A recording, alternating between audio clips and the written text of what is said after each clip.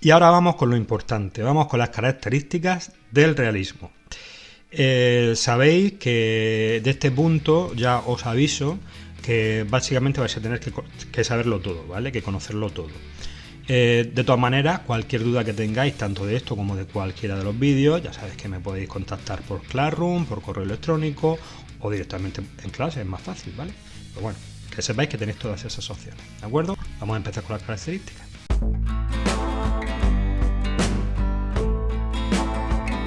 No se me ocurre mejor y más rápida manera de explicar las características del realismo que deciros que es todo lo contrario del romanticismo, pero todo, ¿eh?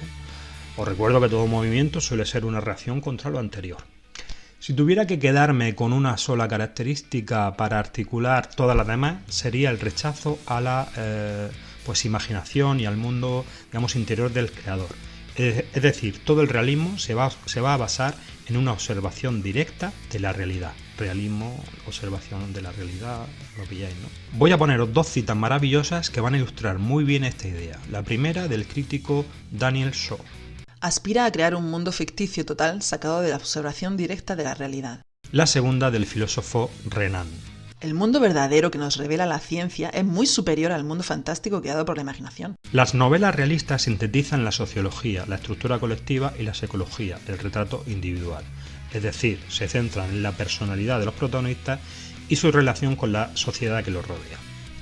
La novela realista pivota en torno a tres elementos. Primero, un individuo que busca valores auténticos dentro de una sociedad que está degradada. Segundo, la propia búsqueda. Y tercero, la realidad que va a impedir el objetivo. Nos recuerda un poquito a los románticos, ¿eh? Si la poesía fue el género preferido por los románticos, dado que es el género más introspectivo que hay, la novela será el preferido por los realistas. ¿Por qué? Porque es el que les permitía, digamos, hacer un tratamiento más objetivo. Ojo con esta palabra, pero sobre la novela vamos a hablar más adelante. Van a usar un narrador omnisciente en tercera persona. ¿Y qué es eso? Es un narrador que sabe todo, absolutamente todo, lo que va a pasar en la obra, lo que pasa y lo que pasará. Incluso tiene la capacidad de ver por dentro del personaje, sabe lo que siente, lo que sueña, lo que piensa y puede que no lo diga, ¿vale? Incluso sabe más que el propio personaje. Decía Clarina a este respecto. Lo que el autor puede ir viendo en las entrañas de un personaje es más y de mucha mayor significación que lo que el personaje mismo puede ver dentro de sí y decirse a sí mismo. Y el narrador omnisciente de tercera persona es el elemento perfecto porque no tiene que inventar o imaginar nada. Como dijo Stendhal en un alegato antirromántico devastador. Quiero imponer silencio a mi corazón, que cree que tiene algo que decir. Vaya comparación con el escritor romántico, ¿eh? Bueno, pues el narrador se limita a registrar absolutamente todo lo que sucede, es decir, hasta lo que pasa en la intimidad de los personajes, es decir, dentro de sus cabezas. Ya digo, sus deseos, miedos, sueños, pasiones. Da igual que lo digan o no, porque lo sabe. En el teatro, por ejemplo, no podemos saber qué piensan o sienten los personajes a no ser que lo verbalicen. Lo que hace el narrador realista es observar las situaciones y las describe como las ve. Cecilia Boll de Faber decía: la novela no se inventa, se observa. Y a veces incluye sus propios juicios, conclusiones o pensamientos sobre lo que está sucediendo.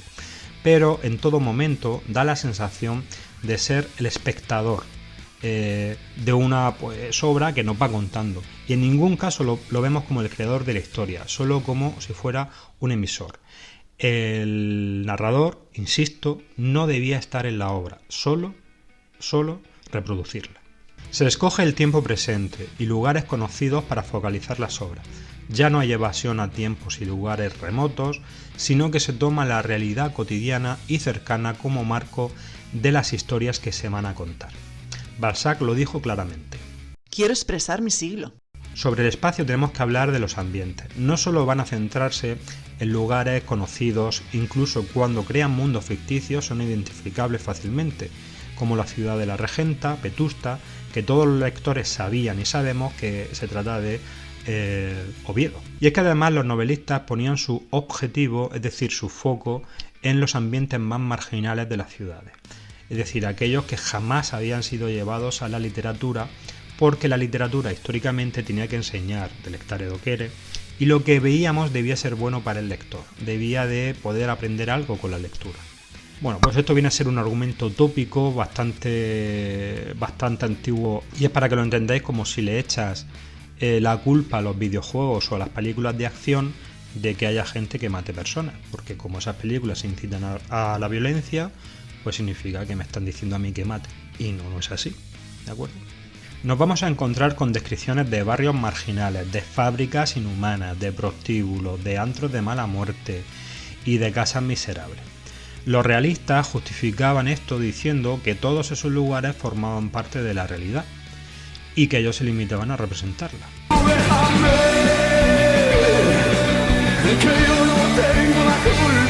Luego veremos por qué lo hacían. Probablemente este va a ser uno de los cambios más importantes e innovadores de todo el realismo. Los personajes principales de las historias realistas no son grandes hombres o personas importantes de la sociedad, yo que sé, como los reyes, caballeros, nobleza en general, ¿no? Ni siquiera son personajes excepcionales, como lo era Don Juan, por ejemplo, sino gente normal y corriente de su tiempo y de su ciudad. Y esto no era nuevo. En la picaresca española, en los siglos XVI y XVII, se tomó como referencia protagónica a los más bajos de la sociedad, pero, digamos, a diferencia de la novela picaresca, el realista lo hace de un modo serio. En la novela realista tienen el mismo valor los personajes llanos y los poderosos. El concepto de democracia, como veis, se va extendiendo. Se opta por poner en el centro de las tramas a tipos comunes, es decir, ya sean hombres, mujeres y niños. Son hombres comunes que pertenecen a la clase media o baja y sus dificultades en la vida. Los personajes deben ser coherentes. El lector tiene que entender sus actos. Voy a explicarlo un poquito, ¿vale? Como se hace con los cuentos infantiles. En los cuentos infantiles muchas veces tenemos que los malos son malos porque sí, y los buenos son buenos porque sí, y no hay más. Y el bueno siempre es bueno y el malo siempre va a ser malo. Lo que quiere la novela realista es sacar un poco el tema tan maniqueo. Lo que quieren es, vale, esta persona va a actuar así, pero tú tienes que entender por qué lo hace. Puedes estar de acuerdo o no, te puede gustar lo que hace o no, puede ser bueno o malo, pero lo hace por un motivo y tú tienes que entender ese motivo. Pues esto es básicamente de lo que se trataba, lo que querían hacer los escritores realistas con los personajes. La figura del héroe novelesco cambia para siempre, los personajes se hacen reales y verosímiles, desaparecen los personajes de excepción y se centran en el hombre más, digamos, ordinario, más normal. ¿Por qué se produce, digamos, este cambio? Porque la gente humilde representa mejor la realidad que las familias acomodadas. Pensad una cosa, si tú quieres representar la realidad, la población de clase media o baja es la mayor parte de la realidad, por lo tanto es normal que te centres en ello, para los realistas, claro. Ya por último, un rasgo muy novedoso e importantísimo. Y es que con las novelas realistas va a aparecer el individuo concreto, el único. Me explico. Durante toda la historia de la literatura los personajes han encarnado prototipos. El valiente, el cobarde, el guerrero, el sabio, el malo, el bueno. Sus nombres y personalidades eran intercambiables porque, digamos, adoptaban la misma posición ante la vida. Y ojo, que también hubo excepciones, ¿vale? Como Don Quijote o Hamlet. Sin embargo, lo que vamos a ver ahora es a personajes como Marianela o Benigna, dos personajes de Galdós, y vamos a tener la sensación de que son personas reales, con sus historias particulares y su realidad única. Los personajes no son símbolos ya de ninguna, digamos, idea. El cambio fue tan grande y definitivo que desde entonces ha imperado pues este tipo de personajes en toda la literatura mundial. Dentro de las tramas y los conflictos, siguiendo con lo anterior, pues es obvio que los conflictos mostrados tendrán que ver con esos personajes del mundo normal, del mundo más ordinario, no el de las altas esferas. Pero es más, incluso cuando los protagonistas sí son gente poderosa, los problemas que sabremos de ellos no lo serán. Más bien al contrario, serán complicaciones humanas de la propia vida y van a ser independientes de la posición social. Por ello, en estas novelas abundan las problemáticas vigentes de la sociedad del momento. Por ejemplo, la religión en la Iglesia como pues, una institución anquilosada en el pasado que impide los avances, las convenciones sociales rígidas e hipócritas que nos encorsetan, la necesidad de que la educación y el saber sean universales para hacernos más libres, las miserias del ser humano cuando el mundo le da la espalda. Las novelas realistas son novelas sin crisis, no se narra nada excepcional, solo los problemas cotidianos de gente normal. Se olvidan y se evitan un poco los temas fantásticos y los evasivos del romanticismo. López Morillas, un crítico, lo define así. La novela pasa de narcótica o evasiva a ser inquietante y problemática. Lo que quiere decir que leer una novela ya no era un mero entretenimiento para olvidarte del mundo, sino una acción que te mostraba el mundo real y actual. De todas estas tramas, voy a destacar una que incluye a las demás.